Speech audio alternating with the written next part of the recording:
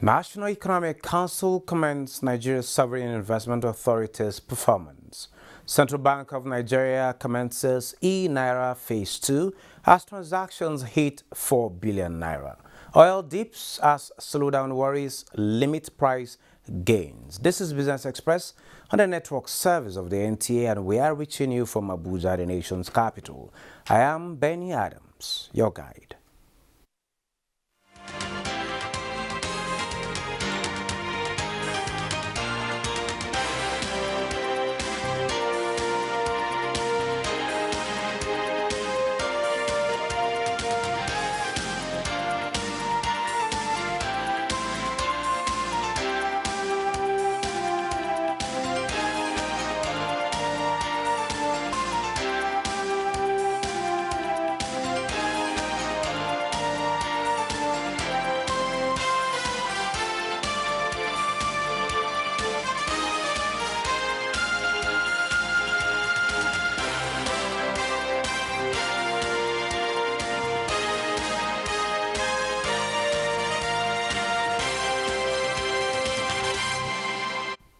Good to have you join us at this time, and it's about that time also we talk business. The National Economic Council has commended the management of the Nigerian Sovereign Investment Authority for posting impressive financial results in the last 9 years. Council also received a presentation on a state action enabling business environment reform program in collaboration with the World Bank. For the 9th year in a row, the NSIA has consistently remained profitable, closing the year 2021 with a performance of 153.8 billion naira. The program under the World Bank will cover $750 million. The operation is $730 million for performance, and then $20 million for technical assistance. E-Naira has witnessed about 200,000 transactions worth 4 billion naira since the initiative was launched. Governor of the Central Bank of Nigeria, CBN, Godwin Emefiele, who disclosed this in Abuja at the grand finale of the e-Naira Hackathon, added that the payment platform has also seen 840,000 downloads and about 270,000 active wallets comprising over 252,000 consumer wallets and 17,000 merchant wallets. Intended to seek solutions that will drive financial inclusion, SMEs growth, and the creation of startups, facilitate cross-border trades and transfers, as well as international remittances and FX exchanges. Hackathon is just a big name for harnessing ideas. And that is what we are hoping to get the private sector, who usually are better than the public sector in innovation. And with this, we think there's going to be a lot more new ideas that will create jobs, that will create employment, and bring in values into our financial services. From that innovation, let's see how much the Naira is exchanging for other currencies.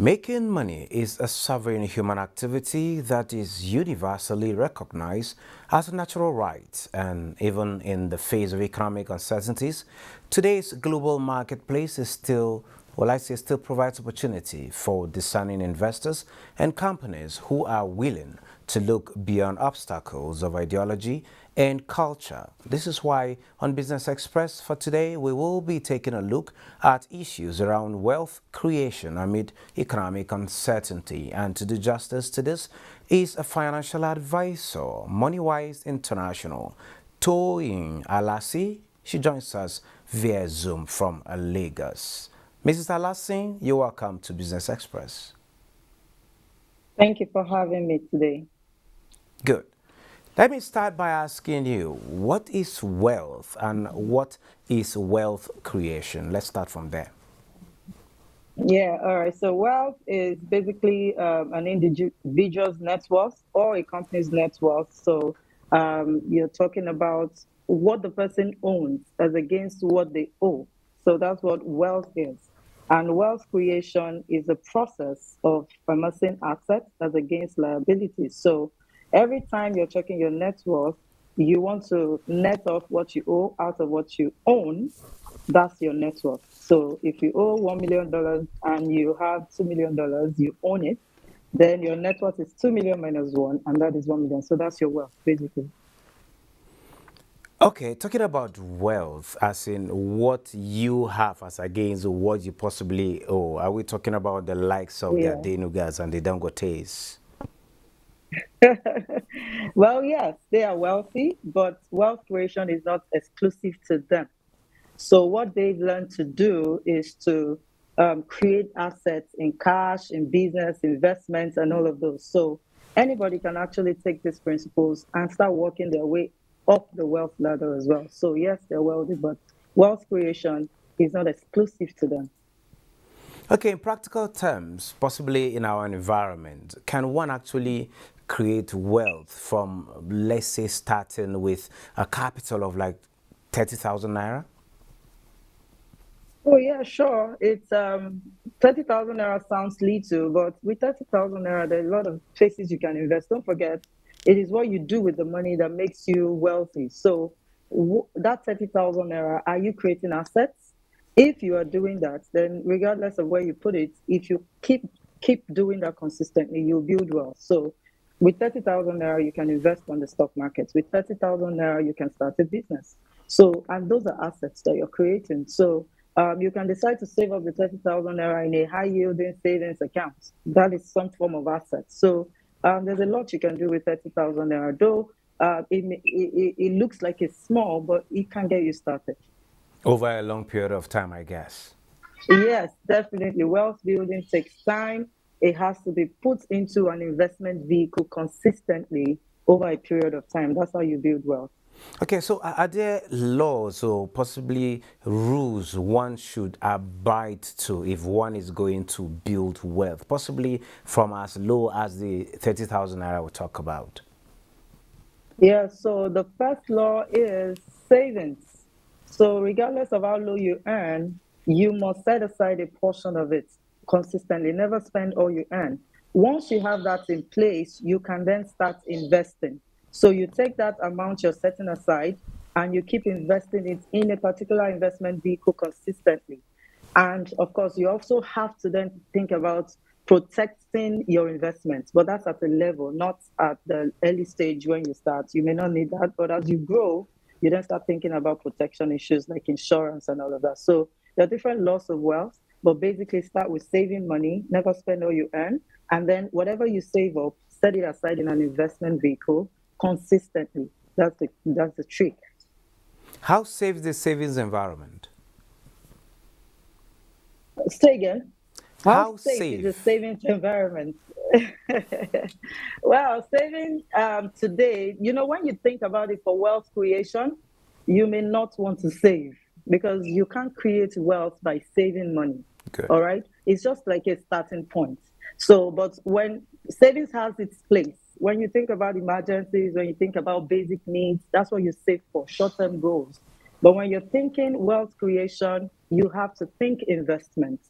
But for some people, because they don't have a lot of income, they have to still accumulate the savings to be able to get started sometimes. So it's just your starting point, but you can't create wealth with just savings because, I mean, you don't, the best savings will give you highest maybe 12% today.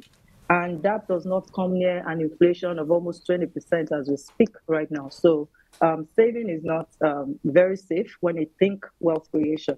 It just helps you to take care of basic things financially. Okay, let's get this service for free. You're a financial advisor for a young businessman starting up a business and actually needs Yeah. capital. Waiting to get Mhm. capital, maybe from banks or whichever way one could get Mm. capital to start up a business, can be a challenge. And saving from little can also be a challenge. What is the way to go? Getting capital can be a challenge if you don't have an idea or a solution that the market wants. So the first thing I would suggest is your solution addressing a particular problem that is major? So if you have a good solution with proper fine tuning and training, you would get capital. There are a lot of grants, there are a lot of investors, venture capitalists. You have different kinds of individual investors. You can bootstrap your company for years, family funding, and all sorts. So it depends on the idea more than there is no access to funding. Because when you talk in the world of venture capitalists, for example, they say, we have the money, we don't know where to put it because it's tough to find ideas that will probably scale or that are real solutions to real problems that people are going through. So the first thing I'll advise is sit down and come up with a solution that addresses a major problem and fine tune that idea enough and start pitching to the appropriate places. So it's not just about having the money, talking about capital, but how to put it, talking about the idea for it to materialize Yeah, is a so way to create yeah, wealth. because you can hit the market and it will blow up in your face, and then the whole money is down the drain. So you need to put in a lot of work. So start first of all to find out, create like a product market fit. Does the market need my solution? What is the problem? And that comes by you doing a lot of surveys and getting people's idea of it. And then you now create a product that suits that problem. And then you start to ideate till you have a proper product that the market is ready for.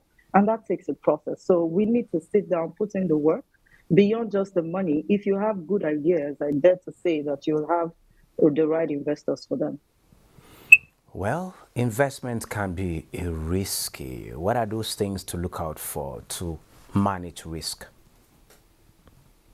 Okay, first of all, don't seek out for very high returns in low risk investments. The law of economics is the higher the risk, the higher the return. So when you see someone say you don't have to do anything, just from the comfort of your home, you're just going to make 30% of your money per month, then that is high risk. So, and that also depends on where you are financially. There's something called risk balancing. So there's a time where you can take risks. There's a time where all you need to focus on is to build your secure basket, something that you can always fall back to no matter what. So it depends on where you are financially when it comes to risk and investment. If you don't have savings, for example, in government bonds that you can always, you're sure that your capital is preserved, you are not a candidate for crypto just yet. You need to have a secure basket so that if something goes wrong on the crypto market, you're not completely at a loss. So it's called risk balancing. So first of all, determine where you are financially and then start looking for where you can put your money. First of all, build your secure basket, your risk basket, dreams basket, and on like that. Well, today with mobile phones readily available to virtually everyone around, there are a lot of investment opportunities. You open your phone, you see pop-ups, invest this and get this, Yeah. put this and put that. A lot of online businesses. What is that one should look out for? Not to fall victim. We have a lot of Ponzi schemes ongoing and all of that. Some are regulated, some are Mhm. unregulated, and a good number of Nigerians don't know Mhm. which is which. What advice do you offer at this point? I'll say go. There are a lot of wealth creation tools, for example, in Nigeria that is government regulated. Start with those. For example, you have the Nigerian Exchange Group, the stock market. You can start from there. You know that that's regulated. So you're not likely to just lose your money anyhow.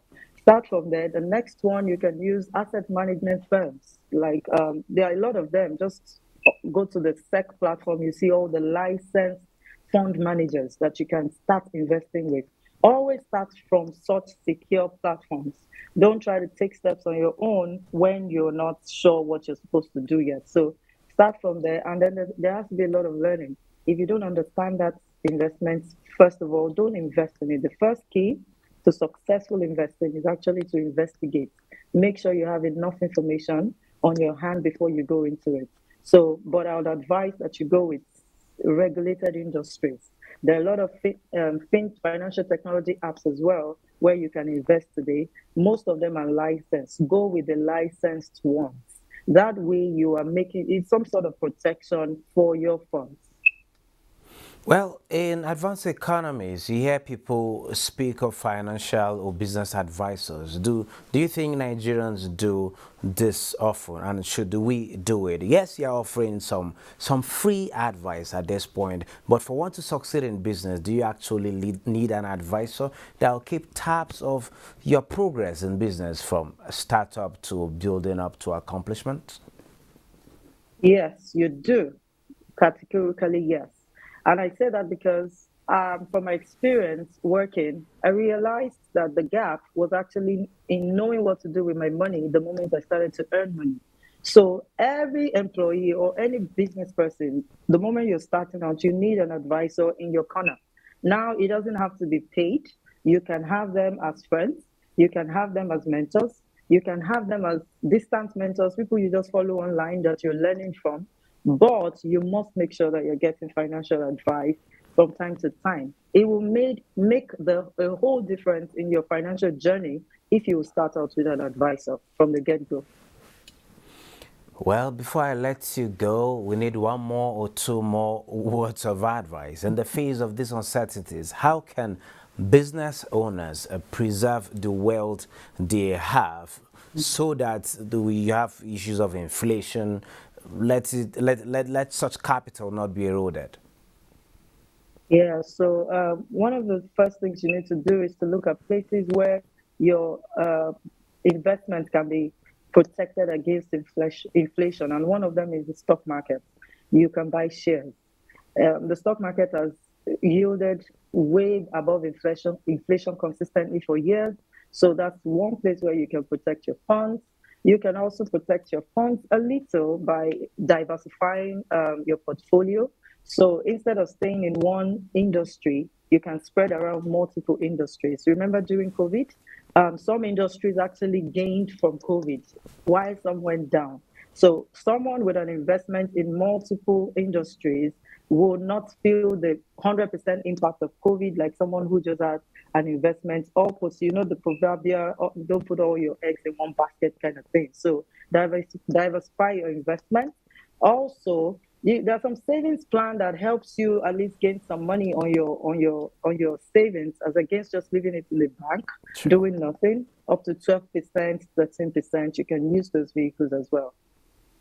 Wow, thank you so very much, Toyin Alasi, financial advisor, for sharing your thoughts with us at this particular point in time. We'll get you over and over because we need more advice. Thank you very much for having me again.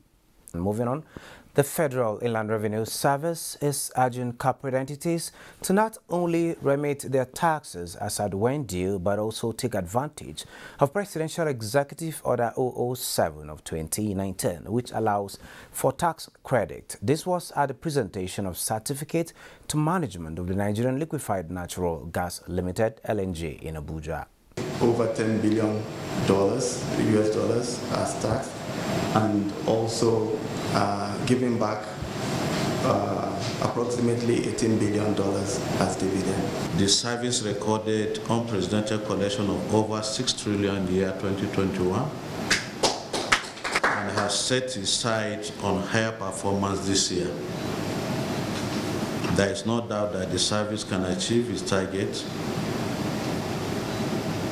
with taxpayers like LNG. Let's now see prices of other commodities on the global commodities market.